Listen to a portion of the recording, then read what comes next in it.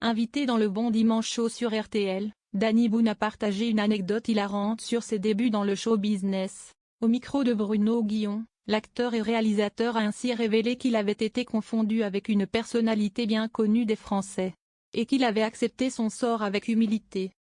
Danny Boone pris pour un autre. L'humoriste originaire du nord de la France est revenu sur un souvenir marquant, vécu le lendemain de son apparition dans une émission de Michel Drucker. L'histoire remonte à ses débuts, alors qu'il n'avait que 25 ans. Ce jour-là, Danny Boone a pris le métro parisien quand un garçon d'une dizaine d'années a commencé à le fixer longuement. Je vois qu'il me reconnaît donc que j'étais assez fier, a-t-il expliqué d'un air amusé. Mais la fierté a vite laissé place à une drôle de confusion. Juste avant que Danny Boone ne descende du métro, l'enfant s'est exclamé « Jean-Pierre Papin », du nom de l'ancien footballeur star des années 1990.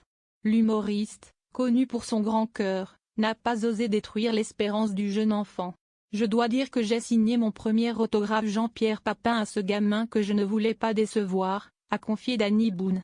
Une anecdote mémorable qui n'a pas manqué de faire rire Bruno Guillon et sa bande.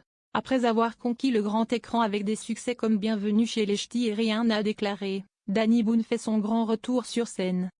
Celui qui est aujourd'hui l'un des visages les plus populaires du cinéma français est actuellement en tournée avec un nouveau one-man show baptisé Clown n'est pas un métier. Un spectacle personnel et drôle, qui marque la fin d'une parenthèse de 7 ans loin de la scène.